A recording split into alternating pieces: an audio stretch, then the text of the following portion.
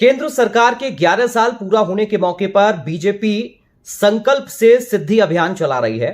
BJP शासित राज्यों के मुख्यमंत्री अपने अपने राज्यों में केंद्र के 11 सालों की उपलब्धियां बता रहे हैं और यह बताने की कोशिश की जा रही है कि इन 11 सालों में क्या क्या काम केंद्र की सरकार की तरफ से देश के विकास के लिए, जनता के विकास के लिए किए गए।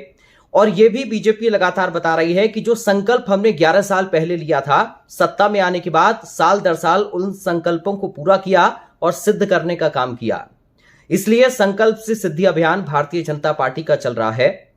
दूसरी तरफ कांग्रेस पार्टी को अगर हम देखें तो इन 11 सालों में कांग्रेस पार्टी धीरे धीरे सिमटती चली गई।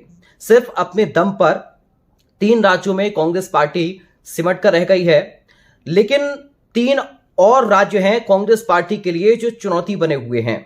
आज हम इस वीडियो में उन तीनों ही राज्यों का जिक्र करेंगे और यह भी समझेंगे कि आखिर क्या चुनौती इन तीनों राज्यों में कांग्रेस के सामने है, जो कि राहुल गांधी मैदान में उतरकर इन तीनों राज्यों की इस गुटबाजी कहें, इन तीनों राज्यों में संगठन की कमी कहें, या फिर जो भी कमी बेशी है उसको पूरा करने में जुटे हुए हैं।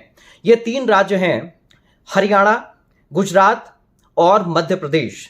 दरअसल गुजरात में भी लगातार सत्ता से बाहर कांग्रेस रही है। 1995 के बाद अगर देखें तो वहां पर कांग्रेस पार्टी सत्ता हासिल नहीं कर पाई। भारतीय जनता पार्टी लगातार अपने नीतियों के दम पर बात करते हुए, अपने विकास के दम पर बात करते हुए सत्ता में बनी हुई है।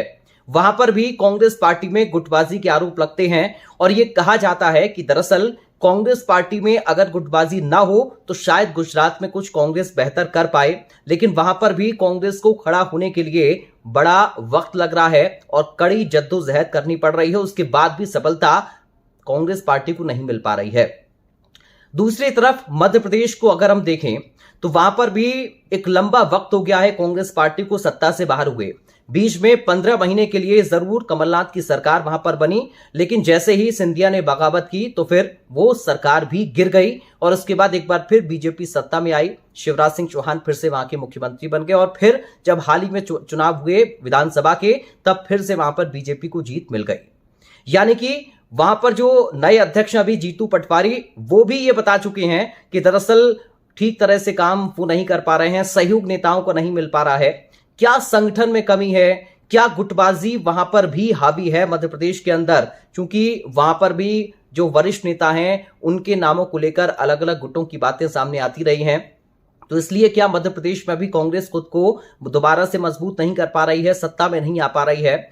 और हरियाणा की तरफ अगर हम देखें तो देखिए हरियाणा में भी आपने देखा एक लंबा समय हो गया है, 3 विधानसभा तकरीबन जो कि कांग्रेस पार्टी लगातार हारती चली आ रही है। वहां पर कुमारी सैलजा को देखें, रणदीप सुरजेवाला को देखें, भूपेंद्र सिंह हुड्डा को देखें, ये बड़े चेहरे कांग्रेस पार्टी के हैं, लेकिन क्या आपस में ही इनमें समन्वय नहीं है? क्या बेहतर प्रदर्शन के बाद भी हरियाणा के अंदर कांग्रेस पार्टी सत्ता में नहीं आ पाई? ये अपने आप में कई सारे बड़े सवाल हैं। क्या हरियाणा के अंदर भी गुटबाजी चरम पर है? और एक बड़ा मुद्दा जो कि संगठन को लेकर है।